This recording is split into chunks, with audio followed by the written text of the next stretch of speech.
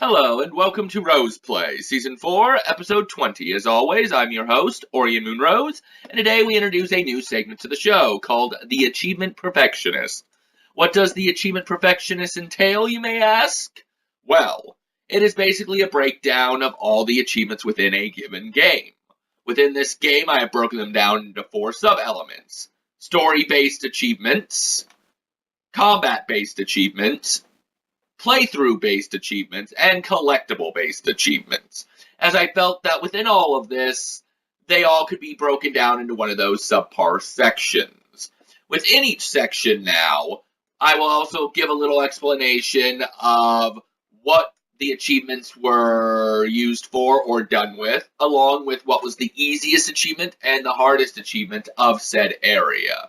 After we've gone through all 4 segments, we'll come back for a final analysis of what was the hardest achievement in general, the easiest achievement in general, and a few stats, playthrough time, kills, whatnot, deaths maybe, of what it took to do all of this together. So, without any further ado, let's go ahead and start the new segment, starting with the story-based achievements. Now, before I do start, the game altogether did have 48 achievements. Alright, so let's go ahead and pick a screen and get started.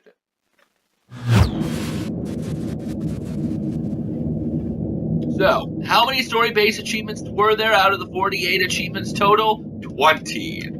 Bringing us down to 28 achievements left. Now, in story mode, it was pretty simple. Just complete the story, advance, get on to the next area, solve the case of your own murder. So, pretty simple. Past that, you really had combat-type achievements that were necessary to learn first before you could advance, and all of them were learned elsewhere during the story, so I also threw those in there too. Now, what was the easiest achievement for this section? That would have to be Discover Remove. Discover Remove was the first achievement I got. You basically had to follow Abigail, the nice little girl. Woo! And as you were, you would get stuck. You would then have to learn how to remove stuff from said area with your ghost powers. After doing this, the achievement unlocks, you get to continue. The hardest achievement is tightening the noose. Now, why tightening the noose? Well, because it's the final story-based achievement. And what is harder than the final achievement of the game? Even if it wasn't difficult, the fact that you have to play all the way through to said point makes it difficult all on its own, especially if you can't stand the game anymore. So, this is where we would normally move on to combat-based achievements, but as I stated, you needed to learn them all through the story first, and there really was no combat-based achievements. So, that still leaves us at 28. So, let's go ahead then and move on to the next part of it, the playthrough type achievements.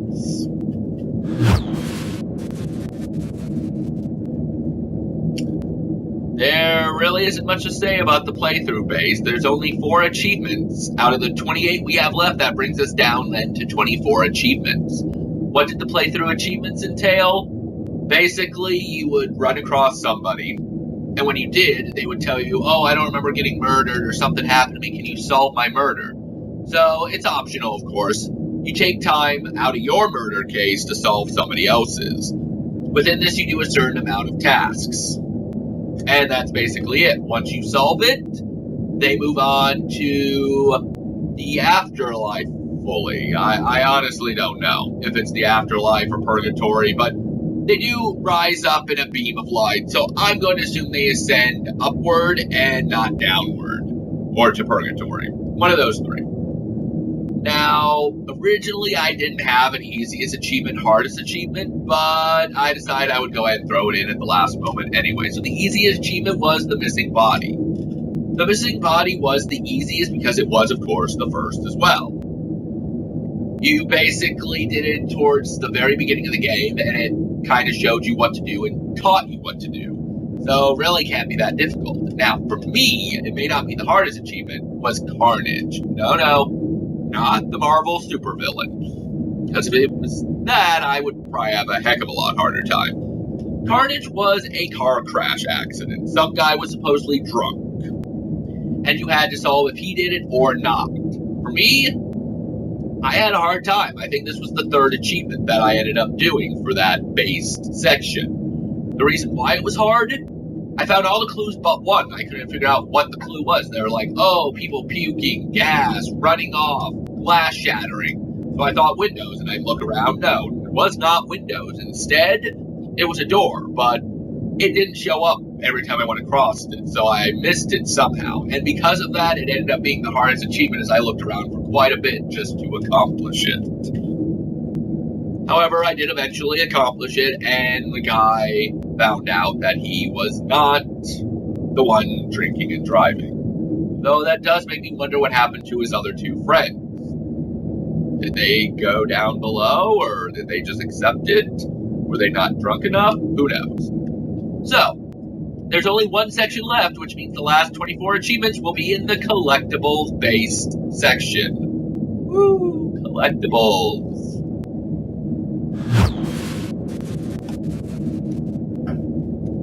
So, collectible base had quite a few to it, so I will go ahead and include my handy-dandy PDA.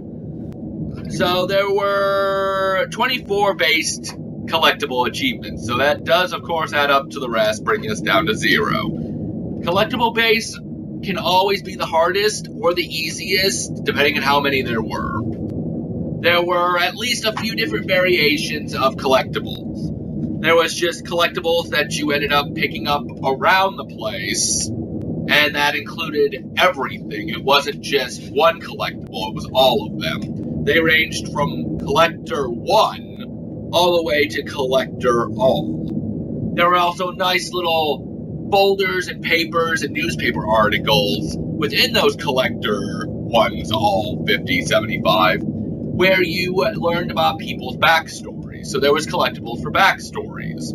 Finally, there was also collectible for ghost-type stories. Within each area, and technically the world map, you could go around and pick up like 22 buckets, 15 saws, just stupid stuff like that. But if you collected them all, it unlocked a nice little cool ghost story.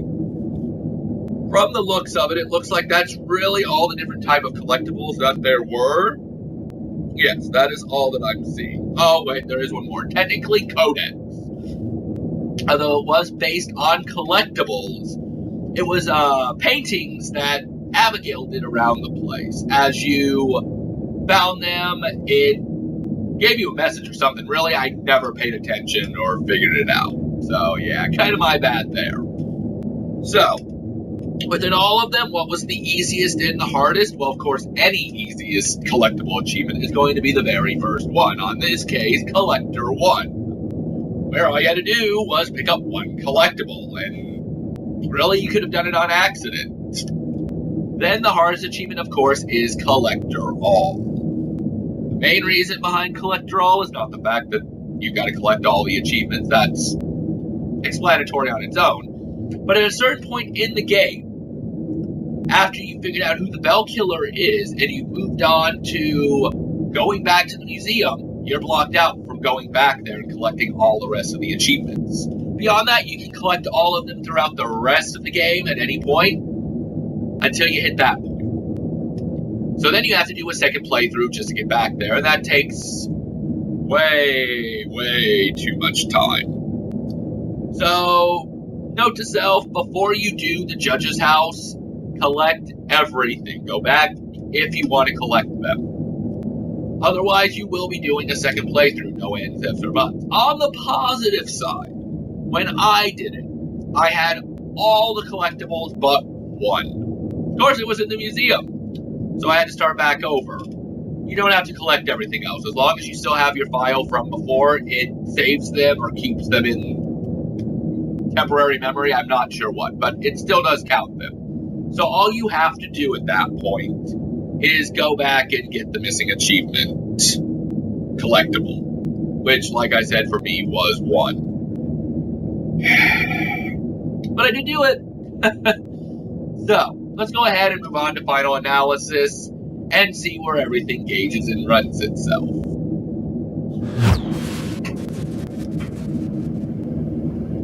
So before we get into how hard or easy it is to complete the entire game and the statistics, let's start with what everybody wants to know. What is the very most easiest achievement in the game, and what is the very most hardest achievement? Well, it won't surprise you much. The easiest achievement is Discover Remove.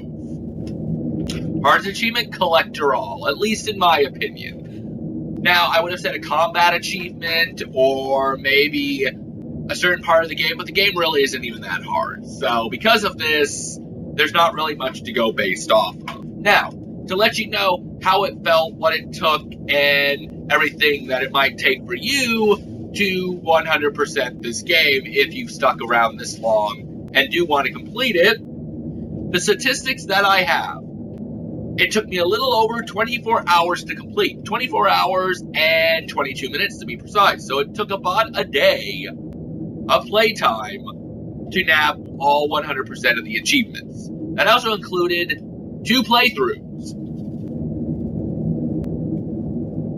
I exercised 73 demons, which, since it was stealth, I didn't have to exercise any, but you know what? It was fun. I read 153 mines. This included doing all those side quests. And I collected 377 collectibles. Kind of a lot, which is also another reason why for the achievement for hardest is Collector All, as there is well over more than I would ever want to have in a game. How many times did I die? Well, way too many out of stupidity. If you go back and watch Season 1, you'll see most of the deaths, because the first time I played through it, I kind of was way too serious. So, what would I rate this game on an achievement scale of how easy or hard it is to beat? A 5. Maybe a 4 if you enjoy collectibles or have a guide. Actually, you know what? If you have a guide, especially YouTube, it's probably a 2 for difficulty. So 5 just by yourself with no guides. 2 if you have guides with you. Not really a hard game. Easy to do, easy to beat. Little time consuming, but only if you screw up and don't collect the stuff in the museum before you leave for certain. So, if you are going to not use a guide, at least use a checklist or something to know how many are in the museum. Because a second playthrough, not saying it wasn't fun, but some people just don't want to do a second playthrough. So, that will do it for the Achievement Perfectionist episode. I hope you guys enjoyed it. Got a little intel on whether or not you'd want to play this game based on either my Let's Play or based on the fact, oh, this game seems easy, or I can get a lot of achievements for it. Because I know there are achievement people out there that do enjoy it, and that's why the show is around for this one. So, next episode will be the season finale and review of Tomb Raider Definitive Edition. And then Sunday of next week, I will finally be starting Season 5 of Let's Play, where we'll be doing the Let's Play of The Walking Dead. So until next time, remember, keep gaming, never give up, and keep achieving to the stars.